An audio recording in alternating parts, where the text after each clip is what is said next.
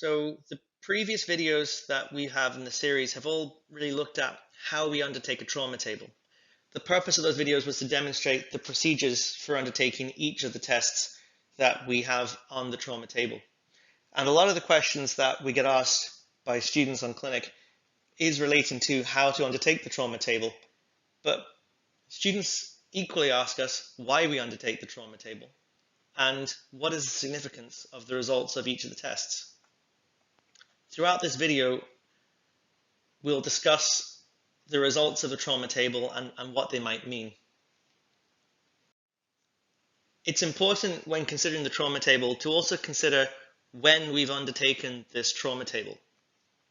If we're taking the trauma results immediately after or very shortly after a traumatic injury has occurred, the significance of the results may be very different to what we interpret when we take results at a follow-up appointment, say at the 6-monthly mark.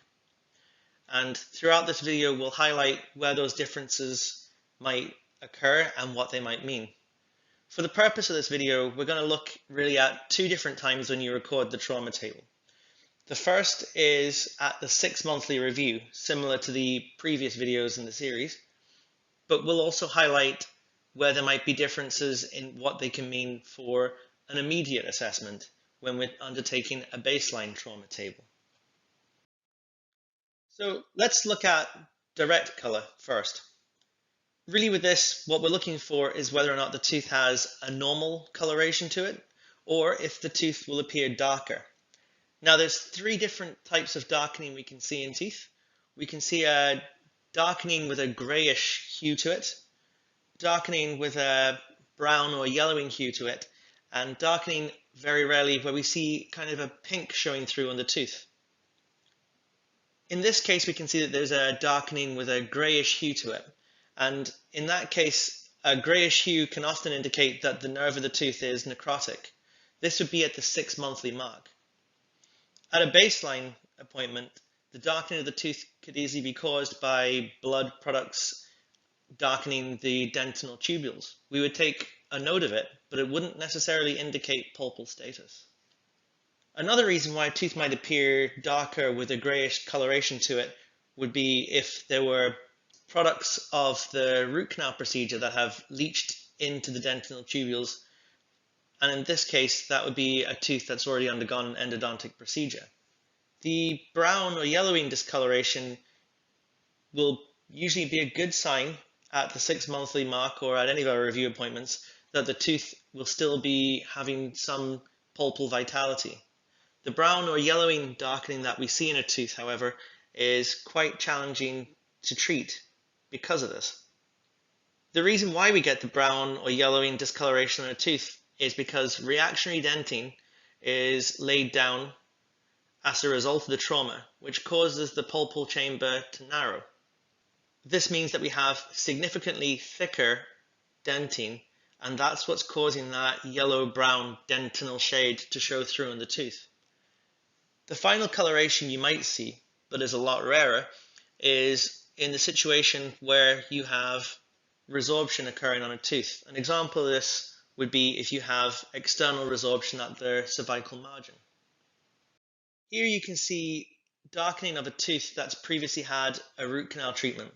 What you can see and what we saw at this assessment appointment was the tooth progressively darkened over time. As you can see, there was quite a good color match between the composite and the adjacent tooth, but this composite does not match the rest of the tooth at all, which means some of the root canal products probably discolored over time, making this discrepancy. But this is an example of a tooth where we can see quite significant discoloration. Taking our dental history, we knew the tooth had previously undergone endodontic treatment, and so that was a good indication as to why we had the discoloration that we had. Here you can see an example of an obliterated root canal chamber, and this obviously has occurred following reactionary dentin deposition. If you look at the area beyond where we have a small root fracture, you can see that the nerve in that area is still present and the pulpal tissue is still there, but that the process of reactionary dentine deposition has really occurred everywhere above where that root fracture is. And slightly less obvious is the pinkish discoloration over here. This was presenting with quite significant discomfort and symptoms of infection at the time. And when we took a radiograph, we can see quite significant cervical resorption, which you can also see in the tooth following extraction. The next thing we can do is look at transillumination. Similarly, it does determine and show us the different colors of the tooth, and we will record those colors.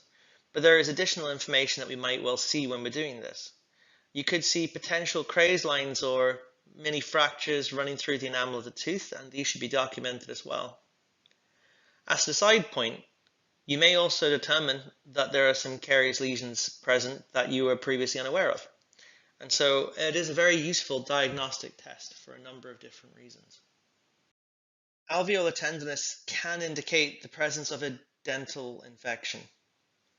Oftentimes, when I ask students what alveolar tenderness could mean, the answer I get is that there could be an alveolar fracture present. Now, if this is a trauma table that was recorded immediately after a dental injury or shortly thereafter, then the discomfort could be caused by the presence of an alveolar fracture.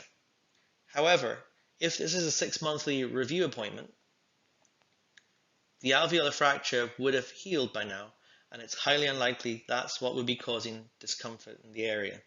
The most likely cause would be that the nerve in the tooth that was traumatized has become non-vital, and subsequently we've had an infection. It must, however, be remembered that no test result is taken on its own, and that the true diagnosis is really created by looking at the results of all the tests and additional information gleaned from the appointment. So here we can see the presence of a sinus tract that's discharging.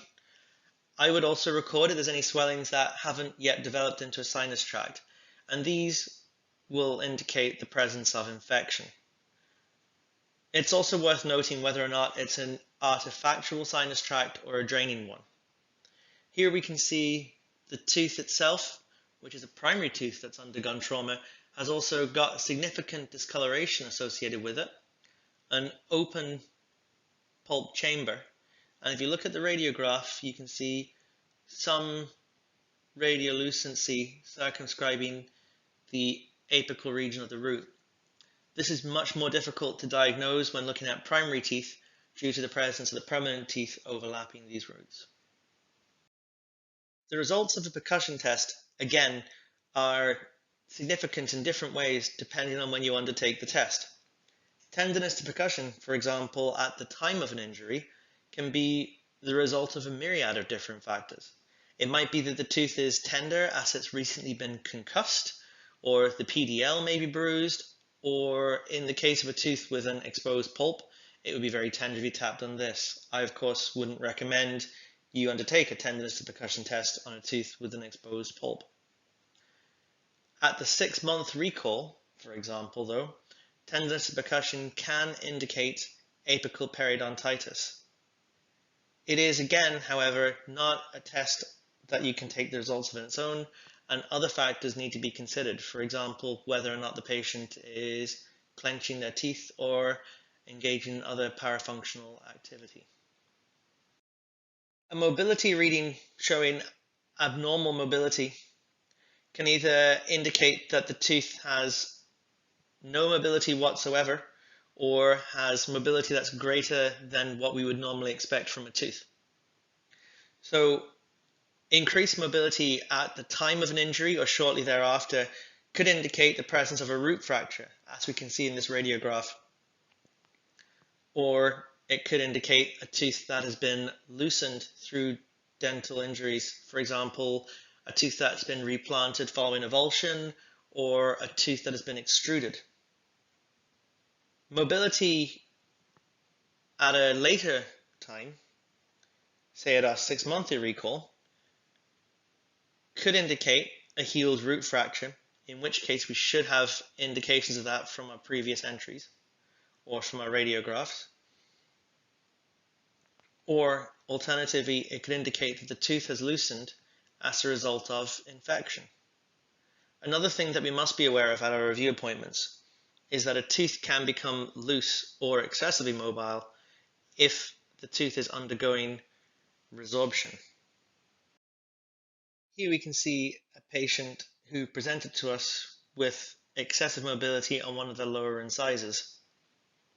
We took a radiograph of this tooth and we can clearly see quite significant resorption affecting the root of this tooth.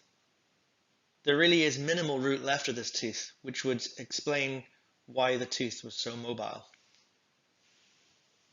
When we look at mobility of a tooth, the complete absence of mobility is also abnormal.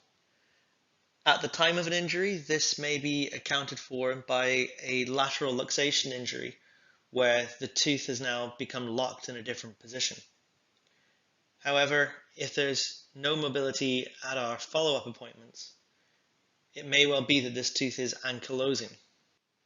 And this leads us on to our next test. When percussing a tooth with a metal instrument, the presence of a higher tone, or what's often described as a cracked plate sound, may indicate that the tooth is undergoing replacement resorption and is becoming ankylosed or fused to the bone. We can see an example of this in this clinical photo and radiograph. Typically, when I undertake a percussion note test, I do this at the same time as ascertaining whether there's tenderness to percussion. This will prevent us unnecessarily percussing a tooth and causing the patient any more discomfort than is absolutely required. Electric pulp tests and thermal tests are both what we call sensibility tests. They test the nerve response of the tooth, but are not indicative of the actual blood supply of the tooth. They are great tests for giving us clues as to the pulpal vitality, but I would not base my clinical diagnosis solely on these tests alone and would look at the overall clinical presentation. It's also important to note that of all the tests, these two tests should not be undertaken on primary teeth. Finally, when reviewing our trauma, it's important that we don't forget about other information out with the trauma table. For example, patient history. Has the patient been having symptoms for the last few months? If so, even if the tooth is asymptomatic today, this is worth considering and will form part of our eventual diagnosis. We also must review our radiographs from before and see if there's anything obvious we can identify on that. If necessary, we may want to take new radiographs. This will be dependent on our guidance and on the clinical presentation, however.